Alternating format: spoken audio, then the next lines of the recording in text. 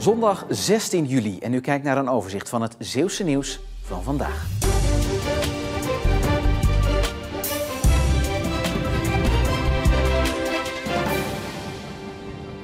In het Grevelingenmeer bij Bruinisse is vanmiddag een dode surfer gevonden.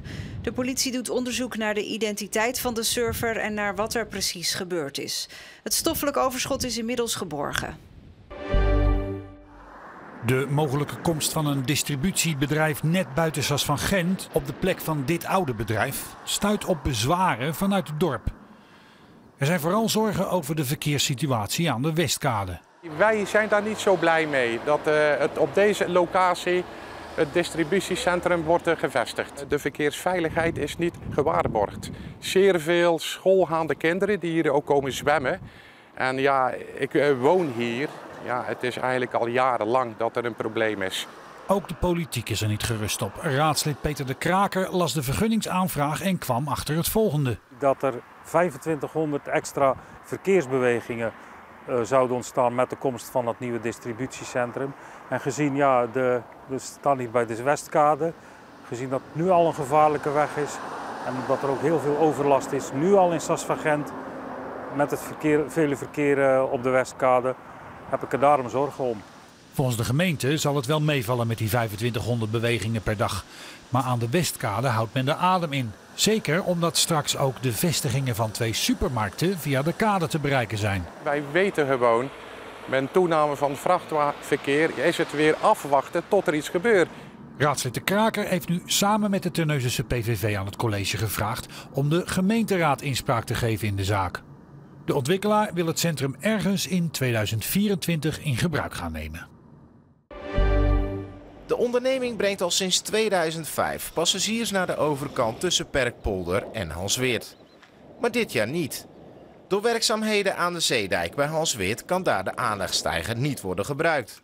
Een alternatief is er niet en daardoor is schipper Niels deze zomer werkloos. Ik mis ook heel veel inkomsten daarvan. En ik ben ook genoodzaakt om een bijjob te moeten doen om alle kosten te kunnen opvangen.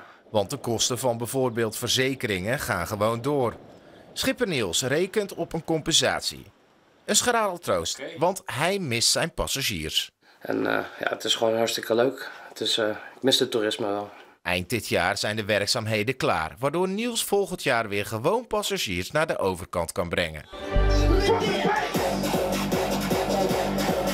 Lekker hakken nog even op de laatste dag van festival City of Dance in Middelburg. De organisatie blikt terug op een geslaagde 21ste editie.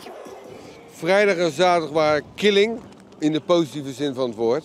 Het was gewoon geniaal, alles ging goed. Het was nog nooit zo druk geweest als ooit, maar het is gewoon geniaal eigenlijk. Er stond behoorlijk wat wind vandaag, maar daar hadden de bezoekers weinig last van. Het valt mee, gisteren hadden we de regen. Het was wel een beetje balen, maar gewoon lekker door kunnen feesten, geen problemen gehad.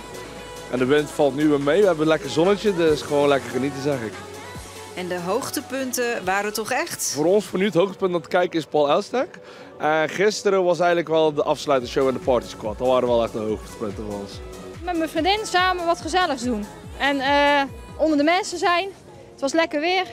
Ja, dat was voor mij echt het hoogtepunt. Het is gezellig. Het feestje gaat nog door tot vanavond 11 uur.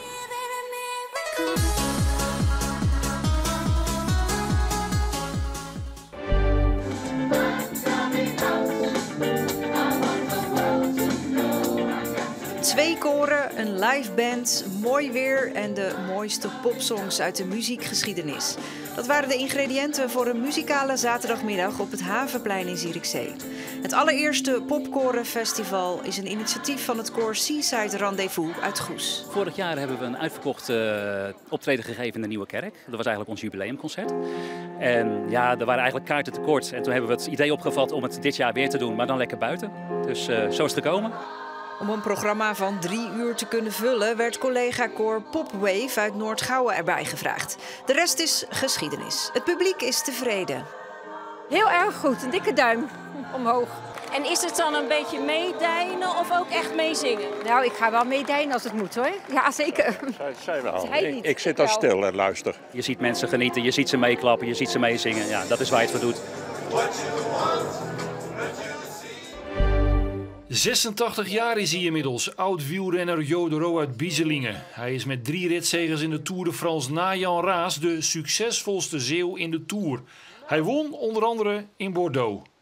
De laatste bocht met Pinjon nog altijd aan de leiding. De Roo gaat erover en geen schijn van een kans voor Pinjon. De Roo wint op een vrij gemakkelijke manier, durven we zeggen. Bordeaux, dat stond bekend van Nederlandse winnaars. Wie heeft er toen allemaal gewonnen? Jan Nolten, Wachtmans, denk ik, Hans Dekkers. Toen ik won, dat was het misschien wel 10 jaar later natuurlijk. Ja, het was toch nog Bordeaux, de Nederlandse stad. Dus ja, het was natuurlijk wel leuk. De Roo kende een prachtige carrière, ook met overwinningen in de Ronde van Vlaanderen en Lombardije onder meer. En die hebben misschien nog wel meer waarde dan de Tour. Dus als je dan 7 klassiekers gewonnen hebt in je leven, dan vallen die drie overwinningen in de Tour, die vallen dan in het niet natuurlijk. Ik zou een kappertje meenemen. De Roo volgt de Tour dagelijks en vindt het spannend, de strijd tussen Pogačar en Vingegaard. Pogačar is toch nogmaals, vind ik, een beetje mijn favoriet, omdat die dus al meer gepresteerd heeft dan Vingegaard. Wie gaat er winnen? Oh ja. Ik denk Pogačar. Vandaag stond er een stevig windje uit het zuidwesten, met aan de kust lokaal 7 Beaufort. Hier in Hoedekeskerken lijkt het rustig, maar buiten de haven zie je dat het water zeker niet stilstaat. Verder was het, op een paar druppels na, een mooie dag, met regelmatig wat zon. Vanavond gaat de wind verder afnemen naar matig en zijn er opklaringen. Het koelt dan af naar zo'n 15 graden. Morgen wordt een vrij zonnige dag, met wat stapelwolken, waarbij het gemiddeld 22 graden wordt. Lokaal passeert er wel een regenbui en die kunnen gepaard gaan met onweer. Maar ik verwacht eigenlijk dat het onweer ons bespaard blijft en dat de buien pas verder landinwaarts echt goed gaan activeren, waardoor het onweer vooral oost van Zeeland zal plaatsvinden. Dinsdag wordt een droge dag, waarbij de temperatuur wederom oploopt tot een graad of 22. En vanaf woensdag zien we de wisselvalligheid weer toenemen. En tot zover voor het laatste nieuws. Kunt u natuurlijk altijd nog terecht in onze app of op omroepzeeland.nl. Voor nu nog een hele fijne avond.